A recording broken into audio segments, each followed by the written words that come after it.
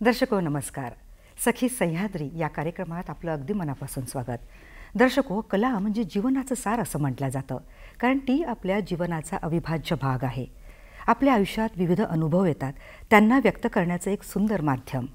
आता कलेचे अनेक प्रकार आहेत, अनेक रूप आहेत. जसं नृत्य आणि नाट्य हे एक सुंदर स्वरूप जे आपल्या आयुष्याला सौंदर्य देतं आणि मनाला आनंद. दर्शक हो, आज या विषयावर बोलण्याचं कारण म्हणजे आजच्या आपल्या सखी सह्याद्री कार्यक्रमात आपण एका कलाकार सखीला आमंत्रित केलेलं आहे, ज्यांनी कलेच्या माध्यमातून स्वतःची ओळख निर्माण केलेली आहे. स्वतःच्या जीवनाच्या प्रत्येक पैलूंमध्ये त्यांनी कलेचा स्पर्श नेऊन ठेवलेला आहे. हे प्रसिद्ध व्यक्तिमत्व आहे कथक कलाकार, नृत्यांगना आणि नाट्यलेखिका, नाट्यकलाकार आस्था कार्लेकर मॅडम. आस्था मॅडम या सध्या नागपूर येथील दक्षिण मध्य क्षेत्र सांस्कृतिक केंद्राच्या संचालिका म्हणून कार्य करत आहेत. त्यांच्या गगनभरारीचा कलेचा हा प्रवास जाणून घेऊया. आणि कार्यक्रमाचं शीर्षकही साधेसं असं आपण घेतलेलं आहे, कथक आणि नाट्य एक सांगीतिक प्रवास. चला ओळख करूया, स्वागत करूया. नमस्कार मॅम. नमस्कार. आणि कार्यक्रमात मनापासून स्वागत आहे. कला आणि संस्कृतीच्या क्षेत्रात अगदी छान वृत्तीने तुम्ही रममाण झालेले आहात आणि कलेचा जवळपास 35 वर्षाचा हा तुमचा प्रवास आहे. शिवाय नोकरीचे वेगवेगळे अनुभवही आपल्याकडे आहेत. हे सारं आज जाणून घ्यायचं आहे आजच्या मुलाखतीतून, तर छान गप्पा आपल्या रंगणार आहेत. नक्कीच. तर कलेच्या या क्षितिजावरून या अनोख्या प्रवासाची सुरुवात कशी झाली, काय सांगाल? माझं बालपण खूप गमतीशीर होतं. माझे वडील प्रोफेशननी मेडिकल प्रॅक्टिशनर होते, पण साहित्याची प्रचंड मनापासून आवड होती. माझी आई स्वतः सायन्स विषयातली पदवीधर, पण कलेच्या विषयी जास्त त्यांना आवड आणि प्रेम, आणि शिक्षण नंतर जिद्दीनं कलेत घेतलं. त्या लच्छू महाराजींच्या शिष्या. बरं. आणि तिची ती जिद्द म्हणजे घरात सर्वसाधारण मराठी परिवारांमध्ये कला कुठली ना कुठली आपण जोपासतोच. हो. तर त्या अनुषंगाने तिचं शिक्षण म्हणजे तिला तिच्या वडिलांनी म्हणजे माझ्या आजोबांनी की बाई तू नृत्याचे धडे गिरव असं म्हणून तिला क्लास सुरू केला.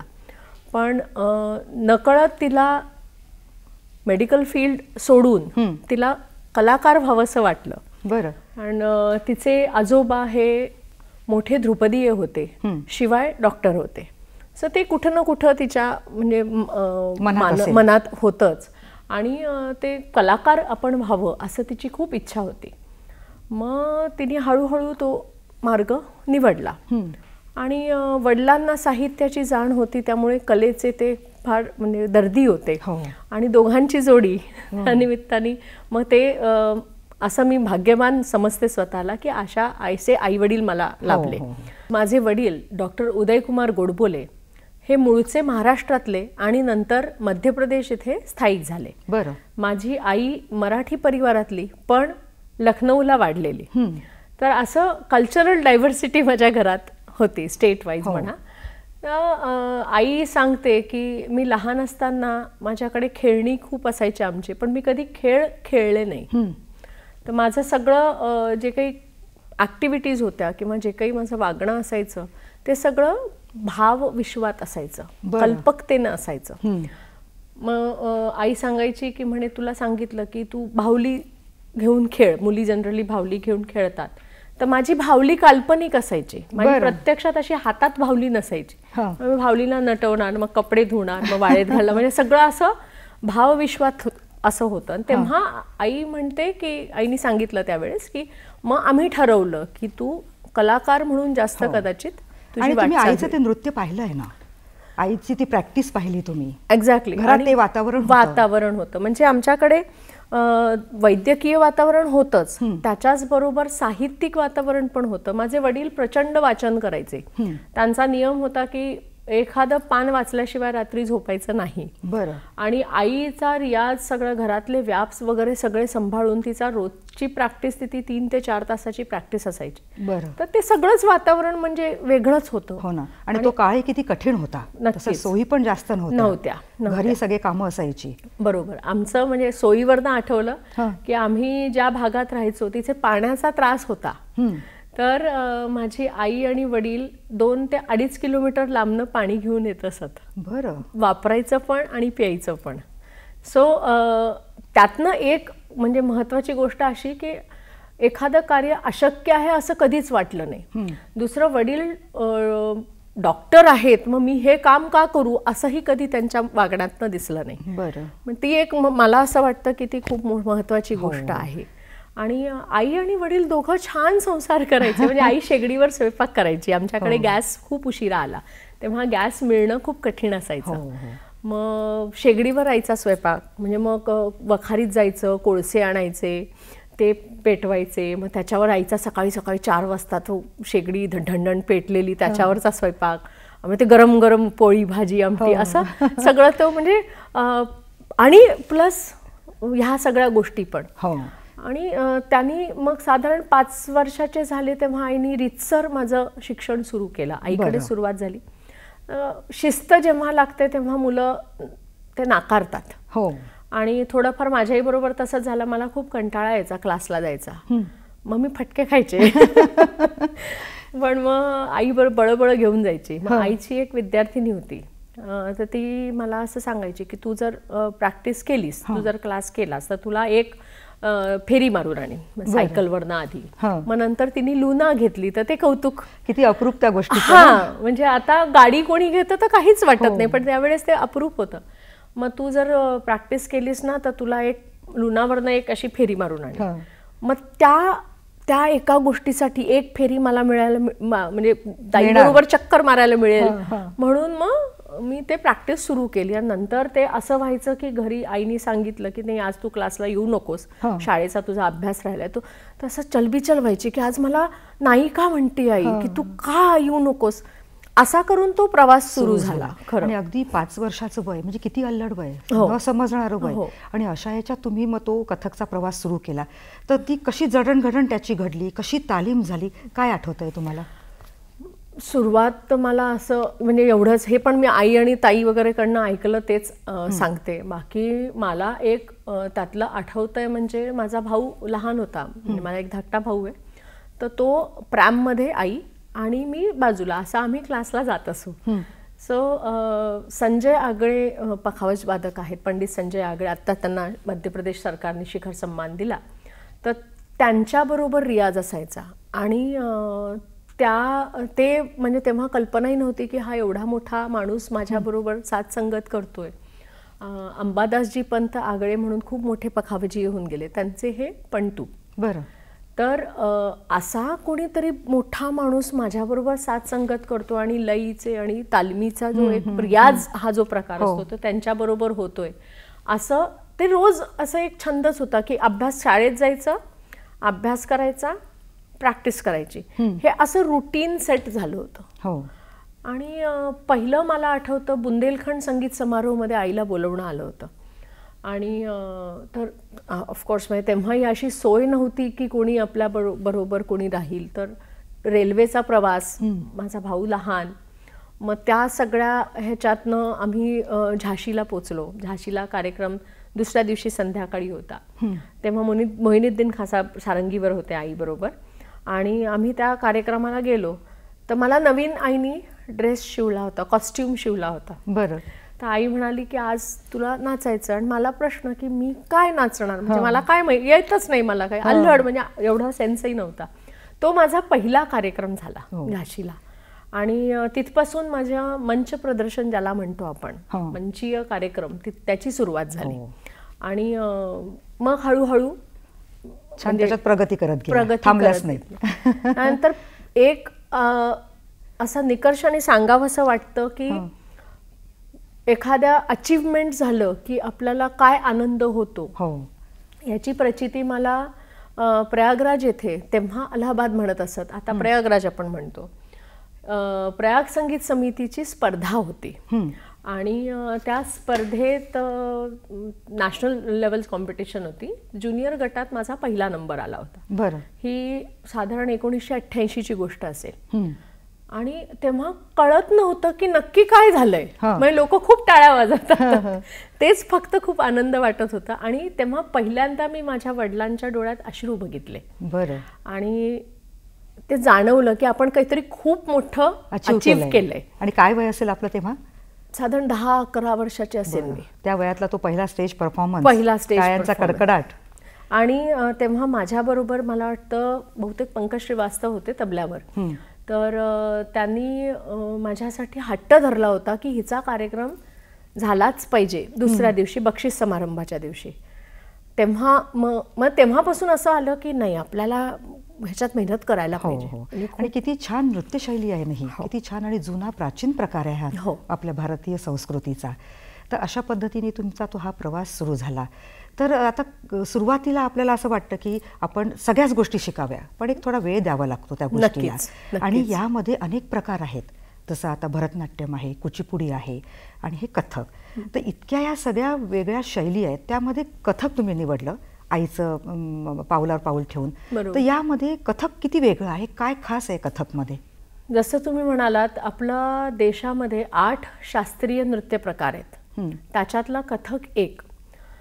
कथक हा सर्वसामान्य माणूस उभा राहून जसा अभिव्यक्ती करतो किंवा जसं बोलतो तसा हा नृत्य प्रकार आहे. इतर नृत्य प्रकारांमध्ये बैठे स्टान्स आहेत किंवा त्रिभंगी आहेत, पण कथक हा स्ट्रेट इरेक्टेड पॉस्चर आपण म्हणतो तसा नृत्य प्रकार आहे. आणि शास्त्रीय दृष्ट्या म्हणाला तर हा बराचसा लोकधर्मी प्रकाराकडे जातो, म्हणजे सर्वसामान्य लोकांना समजेल अशा प्रकाराकडे हा जातो. तर त्यातले हावभाव, ह्याच्यातल्या मुद्रा किंवा ह्याच्यात इतर गोष्टी ज्या आपण मांडतो त्या खूप सहज सर्वसामान्य जीवनात आपण ज्या गोष्टी करतो तसं हे केलं जातं. म्हणजे उदाहरणार्थ सांगायचं तर मला एखाद्याला बोलवायचं असेल तर आपण एरवी सांगतो ना असं इकडे, कथकमध्ये ह्याच गोष्टीला थोडंसं प्रिसाइज करून सांगतात. अच्छा, म्हणजे हे थोडा अभिनयाचा खूप रिलेट होतं. तर हा बेसिक फरक आहे. बरं. आणि कथक हा कथाकथन शैलीतनं आला. तर म्हणजे असं कथकला म्हणतातच की कथा कहे सो कथिक कहावे, की अशी व्यक्ती जी कथा सांगते तो कथिक म्हणजेच कथक. जिथे कथा आली तिथे कथक आलं. आणि घराणेशाही पण आहे ना याच्यामध्ये, जयपूर घराणं आहे. हो. म्हणजे आता घराणेशाही म्हणालात तर स्कूल्स आपण ज्याला म्हणतो, कथक ज्या राजघराण्यांच्या ज्यांना पॅट्रोनेज मिळालं तसं त्या घराण्यांमध्ये ते काय म्हणतात परिष्कृत होत गेलं किंवा त्याला त्याची तशी उंची मिळाली, ती स्टाईल त्याची डेव्हलप झाली, म्हणून ही घराणे म्हणजे असे बनले, वर्गीकरण झालं. बरोबर. तर मूळ 3 घराणी आहेत, लखनौ, जयपूर आणि बनारस. तिन्ही घराण्यांची आपापली शैली आहे. 4थं घराणं नंतर तयार झालं, रायगड घराणं. जे ह्या तिन्ही घराण्यातले जे गुरु होते त्यांनी एकत्र बसून राजा चक्रधर सिंग यांच्या बरोबर यांच्या दरबारात यांच्या विजनमुळे एक वेगळं पक्षी, नेचर ह्या सगळ्यांचा समावेश कसा करता येऊ शकतो कथकमध्ये, अशा दृष्टिकोनातून एक 4थं घराणं तयार झालं. तर आस्था मॅडम, याविषयी पुढे जाणून घेऊया, पण विश्रांतीची वेळ झालेली आहे. दर्शक हो, कार्यक्रमात घेऊया एक छोटीशी विश्रांती. भेटूया लगेचच.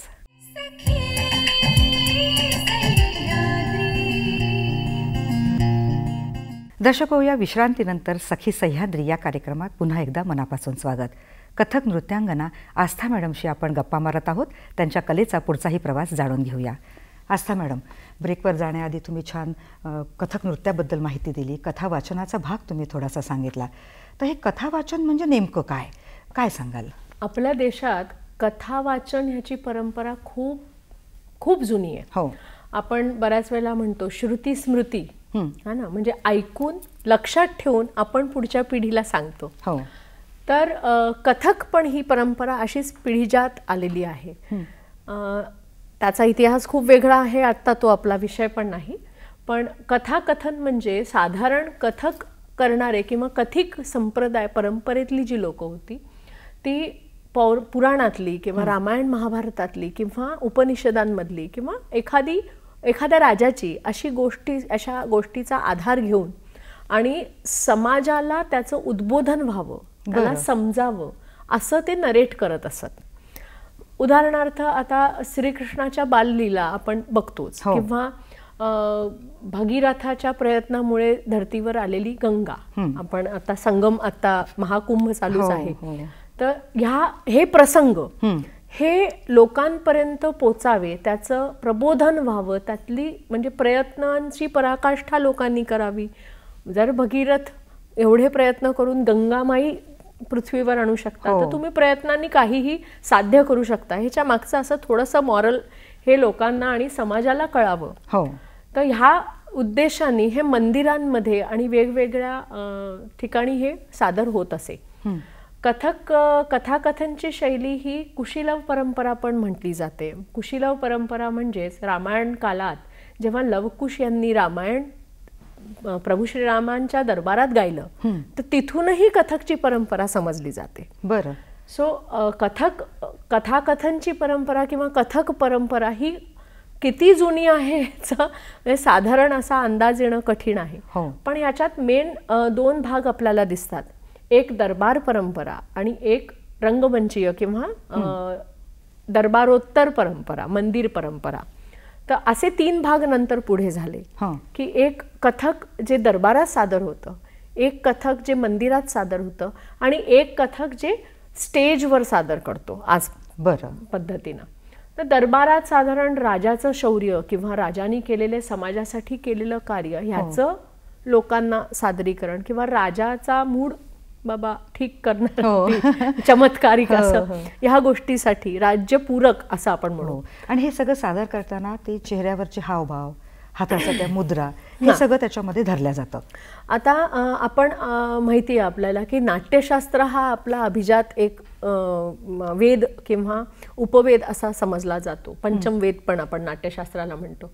तर त्याचे बरेचसे नियम ह्या आपल्या शास्त्रीय शैलींना लागू पडतात. तर कथक सुद्धा त्यातनंच एक त्याच्यातला भाग आहे. आणि कथकचा तसा आधार बघितला तर अभिनय दर्पण हा त्याचा मूळ आधार, लक्षण ग्रंथ ज्याला म्हणतो त्याला आपण धरतो. तर त्या मुद्रा कुठल्या वापरायच्या, कसा त्याचा उपयोग करायचा, कुठलं वाक्य सांगताना काय करायचं, तुमचे डोळे कसे असले पाहिजे, तुमचे ओठ कसे पाहिजे, तुमचा पॉश्चर कसा पाहिजे, जेणेकरून तुम्ही जी गोष्ट सांगताय ती लोकांपर्यंत सहज पोचली पाहिजे किंवा पोचेल असं.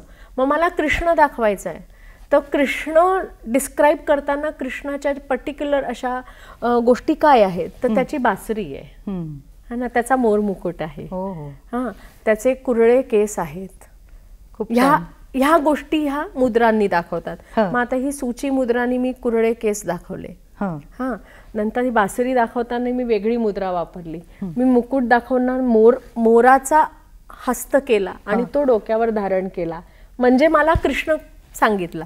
आणि कुठल्याही सर्वसामान्य माणसाला तो कृष्ण कळतो. आता मला राजा दाखवायचा आहे, तर मी मुकुट घातला असा, हा ना, तर तो राजा झाला.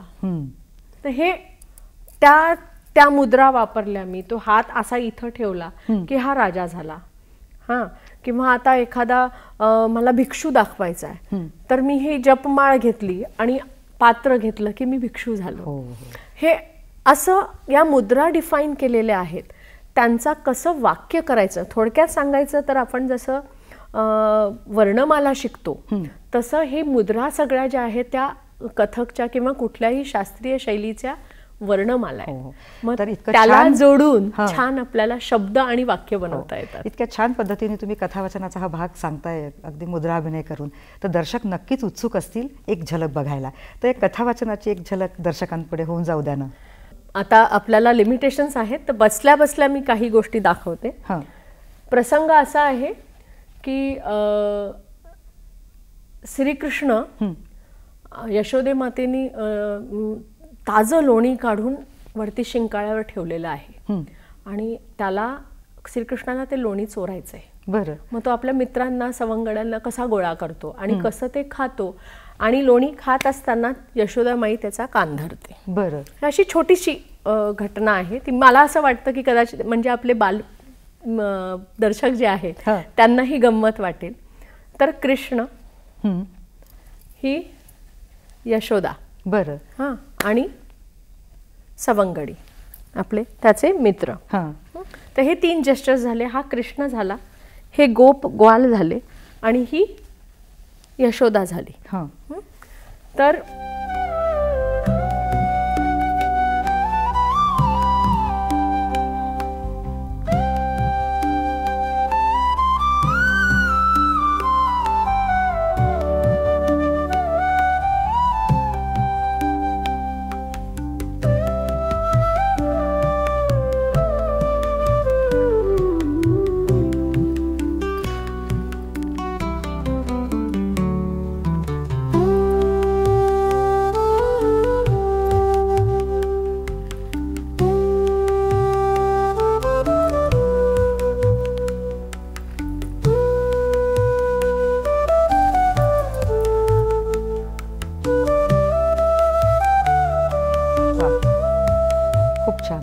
खूपच छान. जे तुम्ही सांगितलं ते अगदी हुबेहूब चेहऱ्यामध्ये हावभावामध्ये आलं. खूप खूप छान. आणि एका कलाकाराची ही साधना आहे, अतिशय वर्षानुवर्षाचा तो प्रवास आहे त्याच्या कलेचा, तेव्हा कुठे तो या क्षणापर्यंत येऊन पोहोचतो आणि तुमची ही साधना दिसूनच येते. आणि आजही तुम्ही या इतक्या यशाच्या शिखरावर असतानाही तुमचा रोजचा तो प्रवास सुरू आहे. आणि यामध्ये भक्ती परंपरेचाही भाग खूप महत्त्वाचा ठरतो ना, आणि लोकांना याची आवड आहे. लोक आवर्जून बघतात, कलासक्त कुटुंब आहेत, आवर्जून असे कार्यक्रम होतात आणि जातात. नक्कीच. तर हाही एक भाग तुमच्या कथकचा तो खूप सुंदर आहे. आणि दुसरी एक छान अजून बाजू आहे ती म्हणजे तुम्ही नाट्य कलाकार आहात. आता त्याच्यावर थोडासा प्रकाश टाकूया. तर कथक सोबतचा हा नाट्याचा प्रवास कसा सुरू झाला? कथक सोबतचा नाट्याचा प्रवास खूप गमतीशीर सुरू झाला. उन्हाळ्याच्या सुट्ट्या ह्या काळात आई वडिलांना मुलांना एंगेज करणं हा खूप मोठा प्रश्न असतो. आमच्याही घरात होता. सो इंदौरला असे वेगळे वेगळे शिबिरं लागायची आणि आई कलाकार होती, त्यामुळे हे कलाकार मंडळी क्रिएटिव्हिटी काहीतरी मुलांसाठी करायचं. तर इतर जे कलाकार लोक होती त्यांचीही मुलं जायची. मग माझा काही चित्रकलेमध्ये किंवा इतर गोष्टींमध्ये एवढा काही इंटरेस्ट नव्हता. म्हणजे माझ्या चित्रकलेच्या बाई म्हणायचे की तू काय काढलंयस ते सांग, म्हणजे खाली लिही की तू फुल काढलंयस तर फुल लिही. बरं. सो त्यामुळे चित्रकला किंवा इतर कुठल्या गोष्टी नाही. मग असं झालं की तिथं आशा कोटिया मॅडम एक होत्या, त्यांनी उचल घेतली की आपण एक शिबिर घेऊया मुलांचं, नाट्य शिबिर असं. तर 10 दिवसाचं नाट्य शिबिर बरं त्यांनी भरवायचा निश्चय केला. आस्था मॅडम, हा तुमचा नाट्याचा प्रवास पुढे जाणून घेऊया, पण ब्रेकची वेळ झालेली आहे. कथक आणि नाट्य याचा प्रवास पुढे जाणून घेऊया, पण या ब्रेक नंतर. भेटूया लगेचच.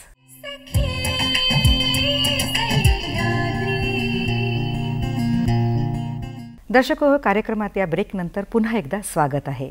कथक आणि नाट्य एक सांगीतिक प्रवास या शीर्षकाअंतर्गत प्रसिद्ध कथक नृत्यांगना आणि नाट्य कलाकार आस्था कार्लेकर मॅडमशी आपण छान गप्पा मारत आहोत. पुढचाही कलेचा प्रवास जाणून घेऊया. आस्था मॅडम, ब्रेकवर जाण्याआधी आपण तुमच्या नाट्याच्या बद्दल जाणून घेत होतो, त्या पैलूवर प्रकाश टाकत होतो. तर कशा पद्धतीने तुम्ही ती नाट्य रचलीत, काय बारकावे होते त्यामध्ये, काय सांगाल?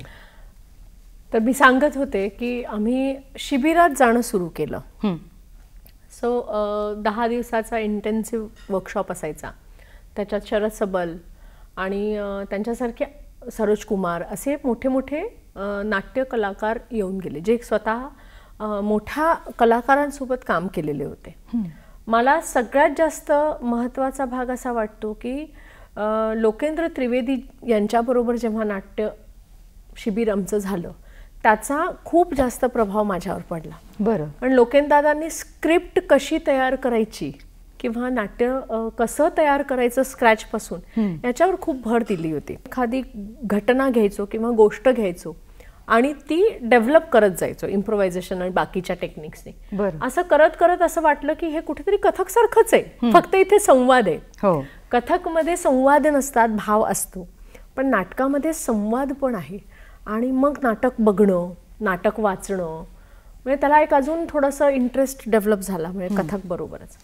मग एक टप्पा येतो आपला की आपल्याला करिअर फायनल करायचं असतं. म्हणजे आतापर्यंत आपण ऑप्शनमध्ये असतो की मी हे करू का ते करू.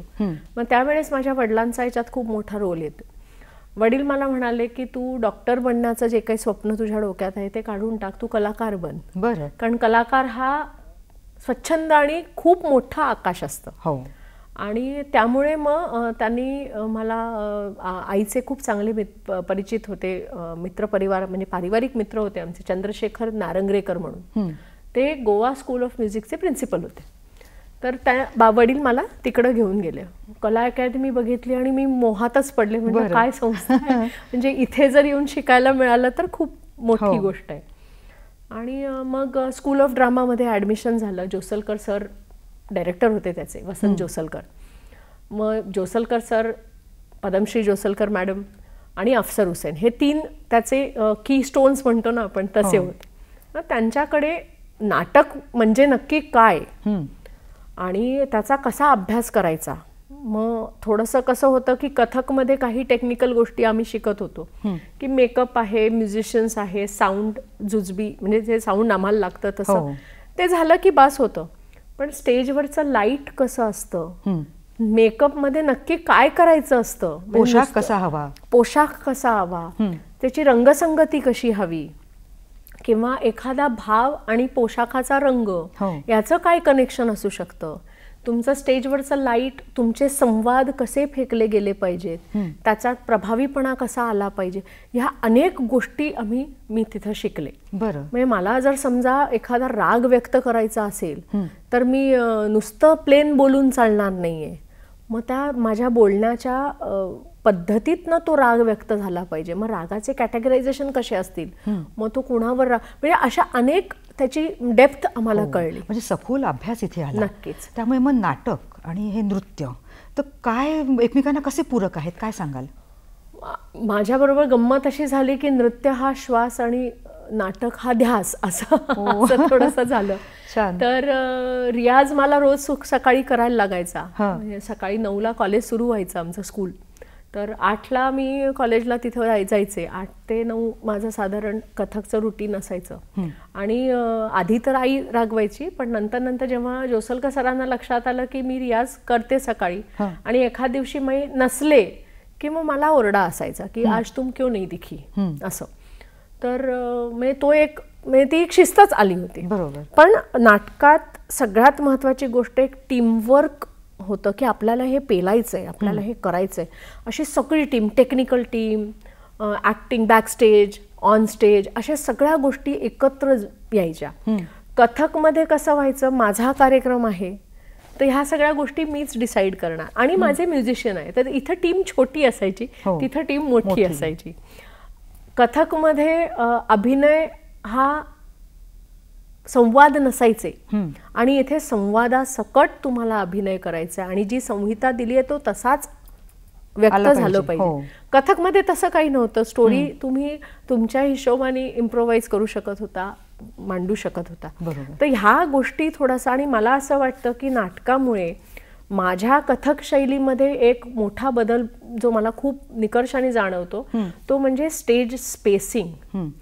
मंचवरती वावरताना तुम्ही एखादी गोष्ट एस्टॅब्लिश करता किंवा एखादी गोष्ट मांडता की इथे बाबा माझं स्वयंपाकघर आहे, इथे माझा घरात यायचा दरवाजा आहे, तर त्याच्यामधलं तारतम्य मला गाठता आलं हे नाटकामुळे झालं. सो ह्या दोन्ही गोष्टी कला एकमेकांच्या पूरकच आहेत, कारण दोन्ही मंचीय करत. आणि असं मॅडम मला असं वाटतं वाचनाचाही भाग खूप महत्त्वपूर्ण ठरतो. म्हणजे साहित्य वाचन इथे दांडगं हवं. नक्कीच. तरच तुम्ही जी काय कला प्रदर्शित करता आहात, प्रेक्षकांसमोर मांडताय, ते हावभाव अगदी व्यवस्थितरित्या त्यामध्ये उतरतील. तर कशा पद्धतीने साहित्य वाचन हवं? पूर्वी घरात जसं मी म्हटलं, वडिलांना वाचनाची आवड होती, त्यामुळे वाचन व्हायचं, पण एक शिस्तबद्ध वाचन होत नसे. म्हणजे एखादा लेखक घेतला तर त्याच्या किमान 4 ते 5 कृती तुम्ही वाचायला हव्या, हे नाटकातनं आलं. तर हे कथकमध्ये थोडंसं डावं व्हायचं. बरं. पण कथकमुळे फक्त एकाच प्रकारचं साहित्य नाही, तर तुम्हाला धार्मिक किंवा सामाजिक असं वेगळं वेगळं साहित्य वाचायला मिळायचं. आणि नाटक हे क्षेत्र कायम खूप व्हास्ट असल्यामुळे आणि खूप वेगळे वेगळे कलाकार आणि नाट्यरसिक आणि लेखक रचनाकार मिळाले, त्यामुळे वाचनाचं माझं हेही खूप वाढलं. म्हणजे भारतीय लेखकांच्या बरोबरच विदेशी लेखकही वाचायला मिळाले आणि त्यांना अनुभवायला मिळालं. त्यांचे पर्स्पेक्टिव्ह, त्यांचे पॉइंट ऑफ व्ह्यू. तर वाचन म्हणजे हवं. आणि तुम्ही म्हणाले रंगसंगती खूप महत्त्वाची, तोही मुद्दा खूप छान पद्धतीने तुम्ही क्लिअर केला. इतकं छान पद्धतीने कथकबद्दल तुम्ही सांगितलं आहे, तर एक झलक बघूया ना. हो, नक्कीच. बरनत जन तुलसीदास, बरनत जन तुलसीदास, गिरिजापति चरण आस, गिरिजापति चरण आस, ऐसो अमर वेशनाथ, ऐसो अमर वेशनाथ, भक्त हेतु ताके शंकर महादेव दे, सेवक सुर ताके शंकर महादेव दे, सेवक सुर ताके शंकर महादेव दे, सेवक सुर ताके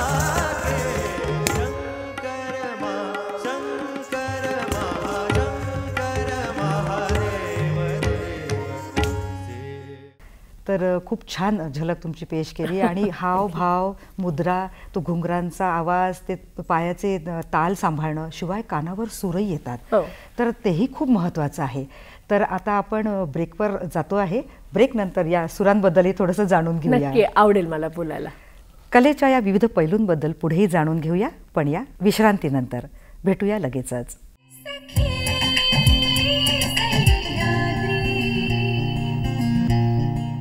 दर्शको, या विश्रांतीनंतर कार्यक्रमात पुन्हा एकदा स्वागत. आस्था मॅमच्या कलेच्या विविध पैलूंबद्दल आपण जाणून घेत आहोत. पुढचाही टप्पा जाणून घेऊया. आस्था मॅडम, ब्रेकवर जाण्याआधी आपण कथक नृत्यशैलीबद्दल, कथा वाचनाबद्दल जाणून घेतलं आणि कशा पद्धतीने रंगसंगती हवी, कशा पद्धतीने तो पोशाख हवा, हेही जाणून घेतलं. आणि सुरांवर आपण येऊन थांबलो होतो.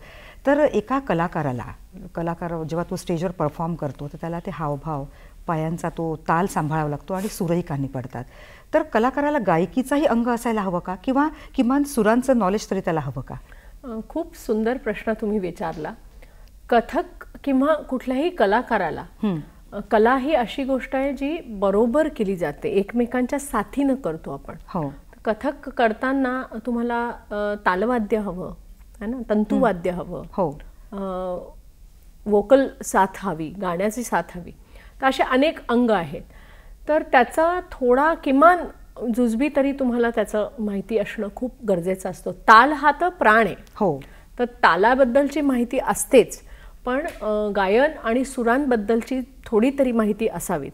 ह्याचं उत्तम उदाहरण, थोडीपेक्षा उत्कृष्ट कलाकार म्हणून आपल्यामधून आत्ताच गंधर्व लोकात प्रयाण केलेले पद्मविभूषण बिरजू महाराजजींना मी उदाहरण देईन. ते उत्तम कथक कलाकार होते, ते उत्तम गायक होते, ते उत्तम तालवाद्य वादक, तबला वादक, पखवाज वादक होते. सो असं अष्टपैलू व्यक्तिमत्व तुम्हाला कलाकार असला की असावाच लागतं असं मी म्हणेन. आणि चारी बाजूचं ज्ञान संपादन करणं ही कलाकाराची कसोटी आहे आणि रियाज आहे, मेहनत आहे, कष्ट खूप आहेत या साधनेला. पण आता म्हणतो ना, सातत्य हवं. तर एका कलाकाराच्या अंगी कुठले गुण हवे, तर चिकाटी, जिद्द, सातत्य, तरच तो कलाकार खऱ्या अर्थाने घडेल आणि लोकांपर्यंत ती कला पोहोचवेल. आस्था मॅडम, कला हा एक नृत्याचा जो प्रकार आहे, ही एक तुमची जमेची बाजू.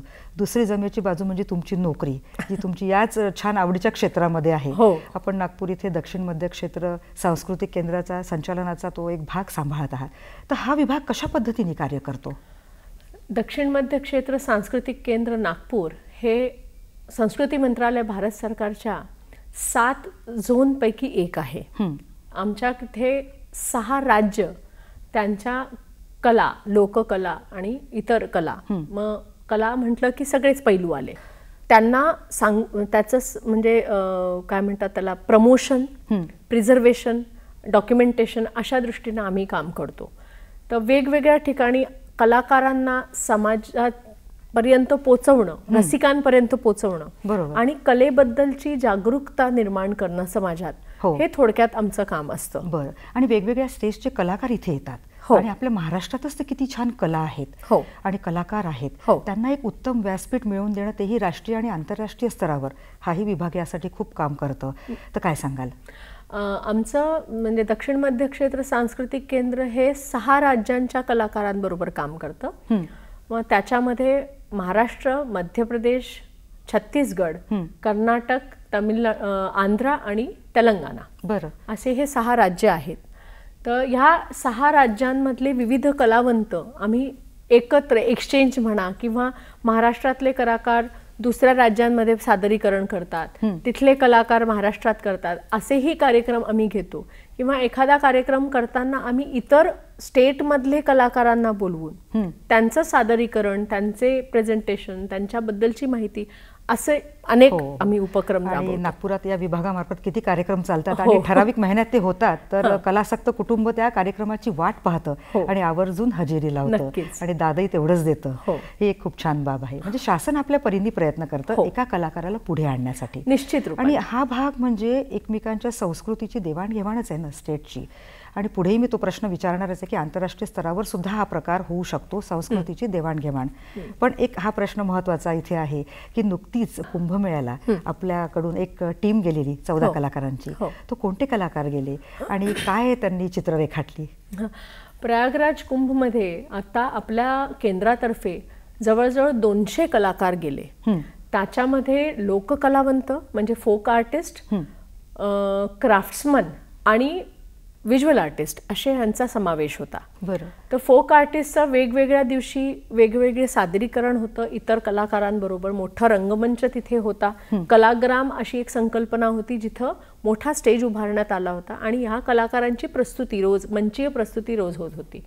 शिवाय क्राफ्ट्समनचे स्टॉल्स होते जिथे लोक ह्यांच्या क्राफ्ट्सला, यांच्या कलाकृतीला विकत घेऊ शकत होते. म्हणजे ते त्यांना मोठं व्यासपीठ होतं की तुम्ही त्यांचं डिस्प्ले करू शकत होते आणि लोक त्यांच्यापर्यंत येत होते. आणि तिसरा एक ग्रुप होता व्हिज्युअल आर्टिस्टचा. तर तिथे आम्ही folk painters, folk tribal artist, painters आणि लँडस्केप पेंटर्स असा यांचा समावेश केला. त्याच्यामध्ये लँडस्केप आर्टिस्ट लोकांना आम्ही वर्कशॉप म्हणून त्यांना बोलवलं आणि ते कुंभमेळ्यात जाऊन तिथं बसून तिथं राहून लँडस्केप्स त्यांनी रेखाटली. आणि अशी आम्ही खूप सुंदर चित्र तिथे आम्हाला मिळाली. प्लस जे ट्रायबल आणि ट्रॅडिशनल आर्टिस्ट होते त्याच्यामध्ये आम्ही वारली, गोंड, मधुबनी, भील चित्र आणि मंजुषा चित्र शैली अशी त्याला इन्व्हॉल्व केलं. आणि त्यांनी कुंभमेळा ह्या संकल्पनेतनं त्यांची जी पारंपरिक शैली आहे त्याला त्यांनी रेखाटलं आणि त्यांना एक संधी मिळाली. नक्कीच. आणि लवकरच आम्ही कुंभ समाप्तीनंतर पोस्ट कुंभ किंवा कुंभोपरांत असा एक कार्यक्रम आम्ही घेणार आहोत जिथं या कलाकारांची चित्र आम्ही प्रदर्शित करणार आहोत आपल्या कॅम्पसमध्ये. म्हणजे जे प्रेक्षक बघायला येतील त्यांना प्रत्यक्ष तिथे मेळ्याला जाऊन आल्यासारखं वाटेल. नक्की, प्रयत्न तसाच आहे. आणि एका कलाकाराचं स्वप्न असतं ना, मनातल्या काही काल्पनिक गोष्टी असतात, त्याला तिथे ते चित्र तसं रेखाटायचं असतं आणि अशी संधी जेव्हा मिळतं तेव्हा तो कलाकार त्या संधीचं सोनं करतो. बरं, आणखीन एक छान मुद्दा आपल्याकडे आहे तो म्हणजे ताशकंद इथे आपण भारतीय सांस्कृतिक केंद्राचं कार्य सांभाळलं. तो अनुभव काय होता? तो म्हणजे माझ्या जीवनातला सगळ्यात उत्कृष्ट अनुभव असा होता. सगळ्यात महत्त्वाची गोष्ट मी म्हणजे माझ्या देशाला रिप्रेझेंट करत होते आणि माझ्या देशाच्या वतीनं मी तिथं हा म्हणजे संस्कृती ह्याचं म्हणतात ना प्रेझेंटेशन, रिप्रेझेंटेशन करत होते. तर तिथं माझ्याकडे जबाबदारी होती उझबेकिस्तानमधील लोकांना, मी कलाकारच म्हणीन त्यांना, की ज्यांना कलेची जाण आहे, ज्यांना भारताबद्दल जाणून घ्यायची इच्छा होती, अशा लोकांच्या बरोबर राहून त्यांना भारतीय परंपरा, संस्कृती, नृत्य हे शिकवण्याचं आणि त्याची ओळख करून देण्याची माझ्यावरती जबाबदारी होती. तर तिथं आपलं केंद्र आहे जे भारतीय दूतावासाच्या अंतर्गत येतं. तिथं वर्ग चालवले जातात रीतसर. तर मी कथक या नृत्यशैलीचा वर्ग तिथं घेत असे. बरं. आणि तिथं जवळजवळ माझ्याकडे 350 विद्यार्थी होते, म्हणजे जेव्हा मी केंद्र सोडलं, माझं जेव्हा टॅन्युअर पूर्ण झालं त्या काळात. आणि त्यांना खूप उत्सुकता असते की कथक म्हणजे भारतीय लोकांचा पेहराव कसा आहे, त्यांचे जेस्चर्स कसे आहेत, म्युझिक कसं आहे. त्यांच्याकरता पॉप्युलर म्युझिक आणि क्लासिकल ट्रॅडिशनल ह्याच्यामध्ये फरक नाही. Indian music is Indian music. बरं. तर त्याच्यातला त्यांना इंटरेस्ट. आणि भारतासाठी मी म्हणेन, माझ्यासाठी रादर, की अजूनही काही विद्यार्थी आहेत जे माझ्याकडनं ऑनलाईन प्रशिक्षण घेतात आणि मी त्यांच्याकडनं कुठल्याही प्रकारचं शुल्क घेत नाही. फक्त कलेची देवाणघेवाण असा आमचा हा एक प्रवास असतो. आणि तो खूप म्हणजे माझ्यासाठी मानाचा होता.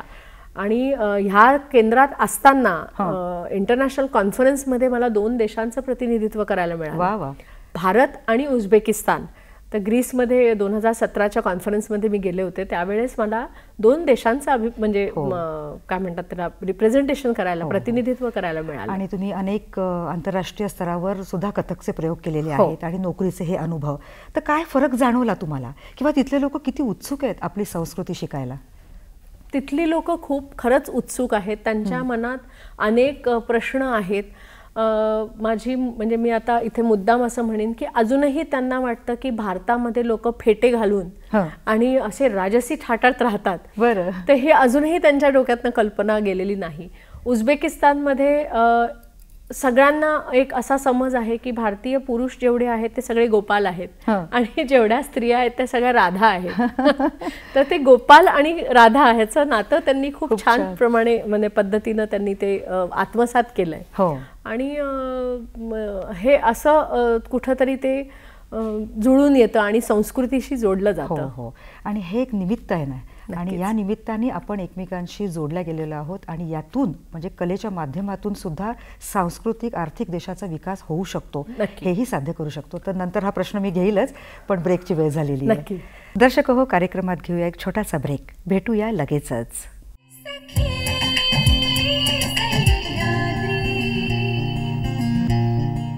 दर्शक हो, या छोट्याशा ब्रेकनंतर सखी सह्याद्री या कार्यक्रमात पुन्हा एकदा मनापासून स्वागत. गप्पांच्या शेवटच्या टप्प्यात आलेलो आहोत. जाता जाता आस्था मॅडमकडून महत्त्वपूर्ण मुद्दे जाणून घेऊया. आस्था मॅम, तुम्ही दूरदर्शनच्या ग्रेडेड कलाकार आहात. खूप अभिमानाची गोष्ट आहे आणि छान छान अनुभवही आहेत. तर एखादा गोड अनुभव काय सांगाल? दूरदर्शन माझ्या खूप जवळचं आहे. दूरदर्शन वरचे सिरियल्स किंवा दूरदर्शनवरच्या बातम्या या कायम अशा अट्रॅक्ट करायच्या. आणि रविवार तर खास असायचा आमच्यासाठी दूरदर्शनचा. मला एक खूप चांगली आठवण अशी आहे, दूरदर्शनच्या एका कार्यक्रमासाठी शूट चालू होतं माझं. आणि तो माझा पहिला शूटिंगचा अनुभव. आणि एखादं कार्यक्रम शूट करताना जो काही चुका होतात तर त्याही माझ्या दूरदर्शनवरतीच झाल्या. सो मी असं म्हणेन की दूरदर्शन हे म्हणजे आठवते की एक गुरुवारचे वगैरे असे स्पेशल कार्यक्रम असायचे रात्री. तर माझी आई मला ओरडून झोपेतनं जागवून ते बघायला लावायची की हे कार्यक्रम बघ, हे तू बघण्यासाठी आहे. आणि रविवारी दुपारी रिजनल सिनेमा लागायचे, तर तेही कंपल्सरी बघणं म्हणजे मस्ट होतं. आई म्हणायचे वेगळे वेगळे दिग्दर्शकांचे बघितलेले केलेले सिनेमे ते चांगले, ते बघितले पाहिजे. भाषा जरी येत नसेल तरी बघ. तेव्हा कंटाळा यायचा, पण दूरदर्शनने एवढे सगळे अनेक गोष्टी दिल्या. म्हणजे माझ्याकरता दूरदर्शन खूप खूप जवळ आहे. गोड आठवणी आहेत त्या, अगदी न विसरण्यासारख्या. नक्की. बरोबर. बरं, आता एका कलाकाराला एक छान उत्तम व्यासपीठ हवं असतं आणि आता सोशल मीडियामुळे ते फार छान झालेलं आहे. तर काय सांगाल, कशा पद्धतीने हा मीडिया आपल्याला मदत करतंय? सोशल मीडियाने खूप मोठं योगदान दिलंय कलाकारांना, सर्वसामान्यांच्या पुढे आणलंय. पण त्याच वेळेस नवोदित कलाकार ह्यांच्याकडनं सातत्य रील्स बनवणे किंवा ह्याच्यामध्ये खूप दिसतं, पण कलेला पॉलिश करण्यासाठी जे लागतं तसं जरा कमी दिसून येतं. तर म्हणजे तुम्ही ॲज अन आर्टिस्ट म्हणून तुम्हाला जी मेहनत घ्यायला पाहिजे ती 30 सेकंदाच्या रील मधून नाही होऊ शकत. त्याच्यासाठी तुम्हाला तेवढा वेळ द्यावाच लागणार आहे. पण एक खूप चांगली गोष्ट आहे की तुम्ही मॅक्सिमम लोकांपर्यंत पोहोचताय. तर जसा त्याचा फायदा आहे, पण तेवढ्याच जबाबदारी पण तुमच्यावरती वाढल्या आहेत असं मी म्हणेन. बरोबर. कारण ग्रामीण भागातील एखादी मुलगी किंवा मुलाला जर शिकायचं असेल तर तो ऑनलाईन पद्धतीने सुद्धा तो क्लास करू शकतो, किंवा एखादी डिग्री त्यामध्ये घेऊन शिक्षण घेऊन तुम्ही नोकरी सुद्धा करू शकता किंवा करिअर सुद्धा त्याच्यात क्लासेस उघडून करू शकता. त्यामुळे हा भाग खरंच खूप महत्त्वाचा आहे. पण मग तसंच की तुम्ही ऑथेंटिक इन्फॉर्मेशन देताय का, की तुम्ही जे करताय ते व्यवस्थित पोचतंय का, याची काळजी घेणं पण तेवढंच गरजेचं आहे. बरोबर. पण जेवढा व्याप वाढतो तेवढी जबाबदारीही वाढते. त्यामुळे ह्याचा सोशल मीडियाने हे नक्कीच फायदेशीर ठरलंय, पण तेवढाच तोटा पण आहे. म्हणजे सांभाळून सतर्क राहून आणि सहजतेने शिकू शकतो, हा एक महत्त्वाचा मुद्दा. शिक्षण सोपं झालं. हो. बरं, आता नवी पिढी आणि नृत्य याबद्दल थोडासा एक हा प्रश्न आहे की नव्या पिढीचा कसा दृष्टिकोन या कलेकडे बघण्याचा असायला हवा जो त्यांचा नाही आहे, काय वाटतं? नव्या पिढीकडे मी असं म्हणेन की भारतामध्ये असंख्य प्रकारचे नृत्य प्रकार आहेत. मग तो लोक असेल, फोक असेल किंवा क्लासिकल असेल. तर ट्रायबल म्हणू शकतो आपण, फोक स्टाईल्स म्हणू शकतो, क्लासिकल स्टाईल्स म्हणू शकतो. ह्या सगळ्या कला तुम्हाला काही ना काही तुमचा व्यक्तिगत विकास करत असतात. हो. आपल्याकडे नवीन पिढी नवीन नवीन प्रकारचे नृत्य प्रकारही करताना दिसतात. लॉकिंग, पॉपिंग आणि अनेक बरेचसे नावही मला माहिती नाही. कुठलाही प्रकार करताना त्याच्या मागची शास्त्रीय बाजू समजून घेणं खूप महत्त्वाचं आहे असं मला वाटतं. बरोबर. की एखादा नृत्य प्रकार करताना तुम्हाला इजा होत नाहीये ना शारीरिक. कारण काही प्रकार असतात की ज्या करताना तुम्ही जर सावधगिरी नाही बाळगली तर ते तुम्हाला लॉंग टर्म हार्मफुल होतात. बरोबर. दुसरं, भारतीय शैली मी का म्हणेन की तुम्ही भारतीय शैली शिकायला पाहिजे, कारण अनेक वर्षापासून ही प्रगल्भ होत गेली आहे. तर ह्याच्यामध्ये तुमचा सगळ्याच प्रकारचा विकास होतो आणि सगळ्यात महत्त्वाची गोष्ट तुमचं इमोशनल कोशंट ह्याच्यावरती काम केलं जातं. की भावनात्मक बॅलन्स जो तुम्हाला आत्ता हवा आहे ती भारतीय कला हीच देते. आणि कुठेतरी अनेक स्ट्रेस आपल्यावर असतो, तर त्याच्यातून मुक्त होण्यासाठी, आपल्या भावनांना मोकळं करण्यासाठी नृत्य हा प्रकार खरंच खूप उत्तम आहे. नक्कीच. आणि आजच्या पिढीचं थोडी धरसोड वृत्ती जी दिसती आहे तिथेही थोडं त्यांनी तिथेही लक्ष द्यायला हवं. आणि एक कला प्रत्येकाच्याच अंगात असते तर ती जोपासायला हवी आणि खऱ्या अर्थाने भरू द्यायला हवी. बरोबर. तर इतका छान कलेचा हा प्रवास तुम्ही सांगितलेला आहे. तर घरच्यांचा पाठिंबा कसा होता हा एक महत्त्वाचा प्रश्न, कारण तुमची नोकरी, सतत होणाऱ्या तुमच्या त्या ट्रान्सफर, तर कसं सांभाळलं ते सगळं? मी असं म्हणेन की मला 3 खूप महत्त्वपूर्ण लोकांचा पाठिंबा आहे. एक माझे मिस्टर मंदार कार्लेकर आणि 2 माझी मुलं नागार्जुन आणि मल्लिकार्जुन. बरं. तर हे 3 जण माझ्या पाठीशी खंबीर उभे आहेत. आणि मिस्टरांनी कधी मला, म्हणजे त्यांना कलेविषयी जास्त माहिती नाही, ते मेकॅनिकल इंजिनियर आहे, आयुर्वेदाचा त्यांचा वेगळा पारंपरिक व्यवसाय आहे. तर त्यांनी कधी अडवलं कधीच नाही. आणि उत्सुकता मात्र कायम असायची की हे काय असतं. म्हणजे आपण म्हणतो ना की हक्काचा एखादा माणूस की आपली बडबड ऐकून घेणार, तसे माझे यजमान. आणि त्यांचं कायम असायचं की तू, मला तुझ्या क्षेत्रातलं कळत नाही पण तू कर, त्याच्यासाठी मी माझा पाठिंबा आहे. मुलांचं असं होतं की आई काहीतरी क्रिएटिव्ह, म्हणजे हे काहीतरी वेगळं आहे आणि माझी आई बाकी लोकांपेक्षा वेगळी आहे. बरं. सो ठीक आहे, म्हणजे आई प्रवासाला जाते, ओके. हे खूप सहज असं होतं. तर माझं जसं मी म्हटलं, ताश्कंदला असताना माझा वेळेचा काहीच निर्धार नसायचा. तर मी लवकर घरी पोचले तर माझी मुलं मला विचारली, तू लवकर का आलीस, म्हणजे तू एरवी 8ला येते ना, आज 6ला कशी काय, म्हणजे. तर ते त्यांना ते ॲक्सेप्टन्स म्हणतो आपण तसं, आणि तेही तसेच झालेत. म्हणजे दोघंही आर्टमध्ये आहेत. त्यामुळे असं खंबीर पाठिंब्यामुळे तुम्ही पुढे गेलेले आहात, याचा वादच नाही. आणि असा पाठिंबा प्रत्येकच व्यक्तीने आपल्या घरच्या कुटुंबातल्या व्यक्तींना द्यायलाच पाहिजे, हे 100% अगदी सांगणं गरजेचं आहे. अनेक पुरस्कारांनी सन्मानित करण्यात आलेला आहे. तुमचा हा प्रवास इतका छान घडत गेलाय. तर जाता जाता अगदी एका वाक्यात तुम्ही काय सांगाल की कलेने तुम्हाला काय दिलं? कलेनी आयडेंटिटी दिली मला. बरोबर. म्हणजे एक समाधान आणि माझी ओळख. बरोबर. आणि यामागे तुमचं ती जिद्द, चिकाटी आणि अगदी प्रत्येक गोष्टीचे बारकावे, म्हणजे डाएटपासून तर रोज अगदी नोकरी सांभाळून फ्रेश राहणं आणि तेवढंच डेडिकेशनने ते काम करणं, आणि येथवरचा हा तुमचा इतका सुंदर प्रवास घडला आहे. पुढच्याही वाटचालीसाठी तुम्हाला खूप खूप शुभेच्छा. आणि आस्था मॅडम, एका कलाकाराचं जीवन म्हणजे एक सुंदरसं गीत असतं ना, ज्यामध्ये संगीत आहे, नृत्य आहे आणि सृजनशीलतेचे सूरही आहेत. आणि हे सगळं गाठणं म्हणजे एका कलाकारासाठी किती महत्त्वाचं आहे. त्यामुळे प्रत्येकाने कला जोपासायलाच हवी, छंद जोपासायलाच हवे, म्हणजे आपलं आयुष्यही छान होईल आणि उत्तम आरोग्य राहील. नक्की. तर आस्था कार्लेकर मॅडम, आपण इथे आलात आणि मनमोकळ्या गप्पा मारल्यात. दर्शकांच्या वतीनं आणि नागपूर दूरदर्शनच्या वतीने आपले आभार, धन्यवाद, नमस्कार. नमस्कार.